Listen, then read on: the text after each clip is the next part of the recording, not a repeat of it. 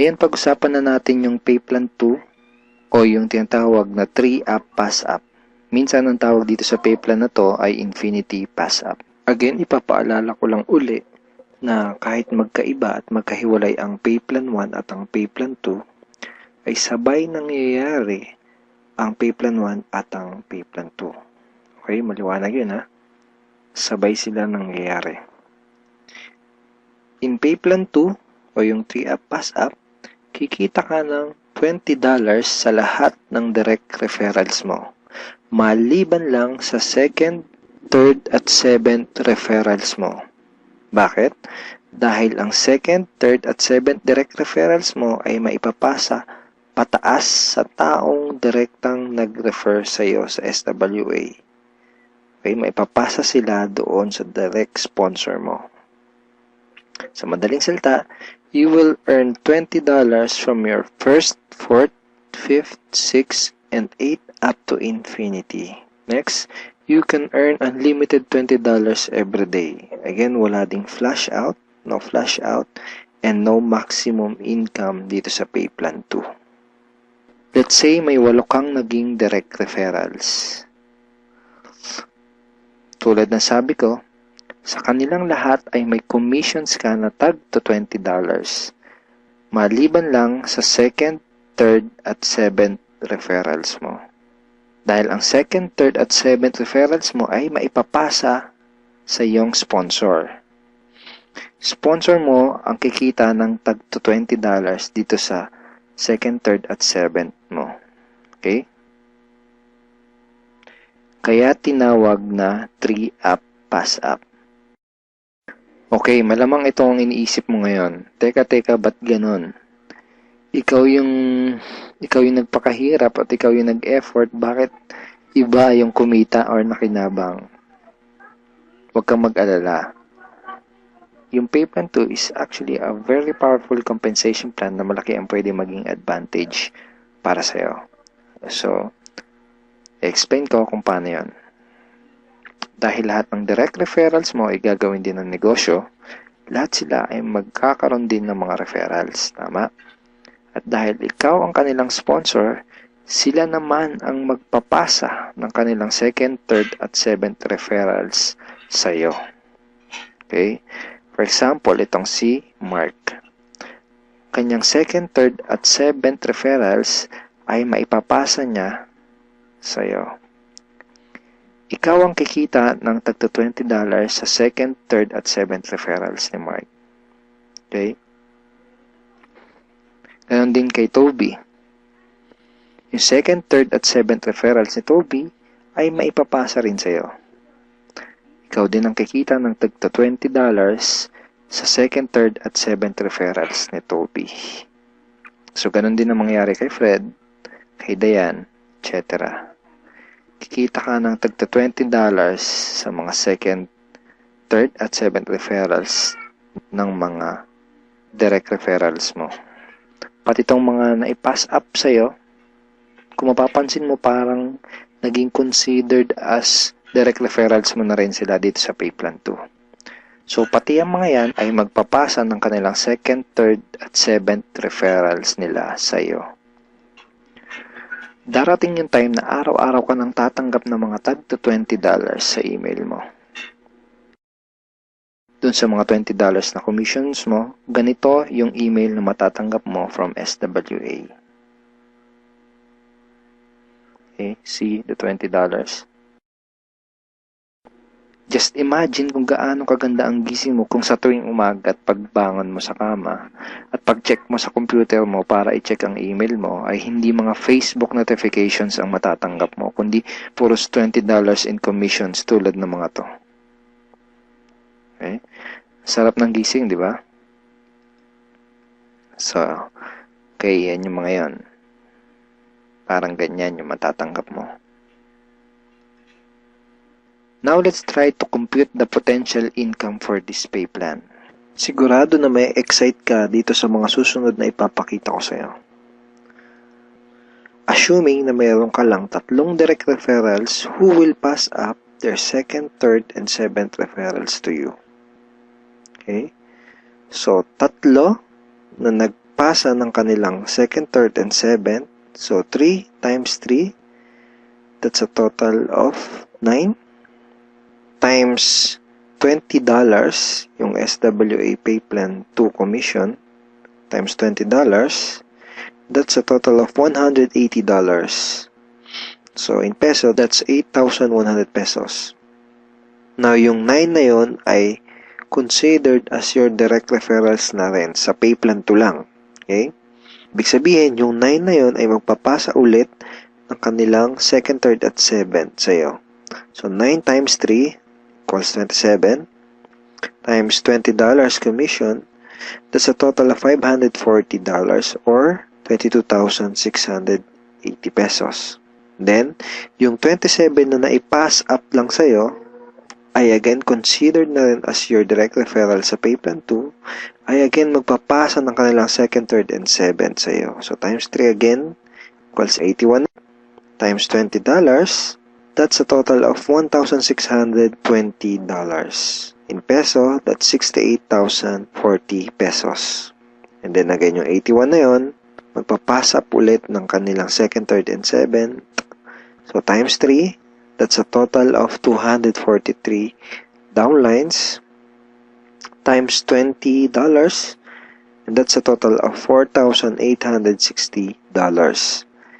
204,120 pesos. So again, yung 243 na yun, magpapasap ng kanilang 2nd, 3rd, and 7th. That's a total of $729 times $20. That's $14,580. In peso, that's 612,360 pesos. And then yung 729 na yun, magpapass up ulit ng tagtatatlo, yung kanilang 2nd, 3rd, and 7th. So, times 3, that's a total passed up of 2,187 downlines. So, times $20, that's a total of $43,740. And in peso, that's 1,837,080 pesos. Grand total commissions is $65,520 or 2,751,840 pesos. And that's potential income just for Pay Plan 2. And hindi pa dito nagtatapos yung pwede mong kitain, pero pwedeng mas malaki pa ang iyong kitain kung ituloy-tuloy mo gawin yung iyong SWA business. So I hope na-excite ka dito sa pwede mong kitain dito sa opportunity na to. Okay, so FAQs muna tayo. Yung 2nd, 3rd, at 7th referrals ko ba na naipassed up ay mawawala sa matrix ko? And the answer is no. Passing up only happens in Pay Plan 2 and not in Pay Plan 1. So, yung mga referrals na naipapass up, sa Pay Plan 2 lang yun nangyayari at hindi sa Pay Plan 1. All your direct referrals will stay in your matrix and they will always follow you. Ibig sabihin, yung mga direct referrals mo, intact yun doon sa matrix mo at lagi lang silang magpa-follow sa'yo sa Pay Plan 1. Okay, next question. Pwede bang kumita sa Pay Plan 2 kahit wala akong ma-refer or sales? The answer is no. You only make commissions in Pay Plan 2 when you refer someone. Kita ka lang sa Pay Plan 2 kapag may na-refer ka, or if your direct referrals pass up their 2nd, 3rd, and 7th to you. In other words, hindi ka kikita sa Pay Plan 2 kung wala kang mga direct referrals. Sa Pay Plan 1 lang posible yung pwede kang kumita kahit wala ka pang na-refer. Pero sa Pay Plan 2, hindi yun possible. Kung may mga additional questions ka pa, at kung may mga part ka na hindi naintindihan doon sa pay plans ng SWA, pwede mo uling panoorin itong mga video na to para mas maintindihan mo ng maigi yung compensation plan or yung pay plans ng SWA. So ngayon, ang pag-usapan natin ay yung mga benefits mo once na maging part ka na ng aming team, yung Team Unstoppable Internet Entrepreneurs. Once na maging part ka na ng team, ito yung mga training resources na makukuha mo. Magkakaroon ka ng access sa mga training resources na to. Okay? Yung mga information na nasa loob ng mga training resources na to ang magtuturo sa iyo kung paano ka magsisimula ng tama at kung paano mo gagawin ng tama ang iyong SWA business. So, once na maging member ka na ng SWA at maging part ka ng aming team, magkakaroon ka ng 100% access sa mga training resources na to. So, ano-ano ba yung mga nasa loob ng training resources na to? First is yung Team Unstoppable Internet Entrepreneurs Handbook. So, ito yan. Ito yung Internet Entrepreneurs Handbook. Nandito sa ebook na to, yung tinuturo namin na 3 strategies of promoting your business on the internet. Bakit 3 strategies? Kasi yung isa pang beginner, yung isa pang intermediate, at yung isa ay pang advanced. So, kahit first timer ka pa lang at kahit wala ka pang background sa industry na to, ay meron kami nakahandang trainings para sa iyo at para matulungan ka magkaroon ng tamang start sa business mo. Next is yung how to handle prospect objections. Okay, ito yan. Ito yung loob niyan. Basically, sa business na to, yung mga magiging prospects mo ay magkakaroon ng mga questions once na makita nila yung opportunity. And it's very important na alam mo kung paano sasagutin ng tama yung mga tanong nila. Most networkers ay nagfe-fail dahil hindi nila alam kung paano sasagutin yung mga question ng prospects or yung mga objections ng kanilang prospects. Okay, next is yung Ninja Network Marketing Scripts. How to talk to your leads and prospects on the phone. Okay, ito yun. Basically, these are sets of scripts na magagamit mo kapag kakausapin mo yung mga prospect mo sa phone or sa chat, pwede rin sa chat or one-on-one.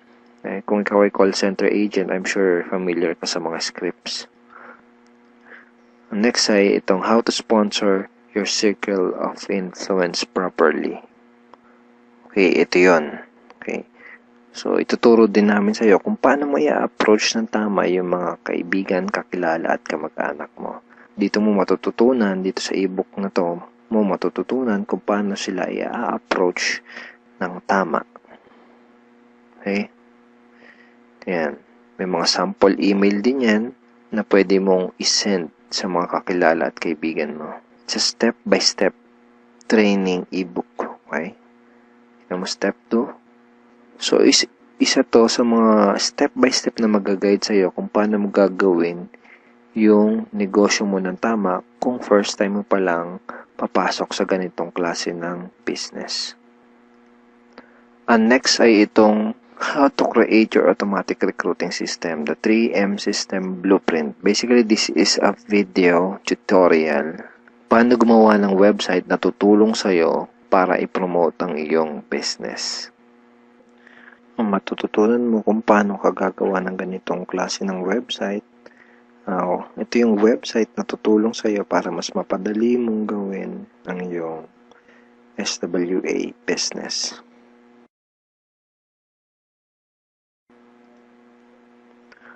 Okay, thank you for watching these videos. And we are looking forward in guiding you and helping you achieve good results and achieve your goals in this online business opportunity. Have a great day and God bless.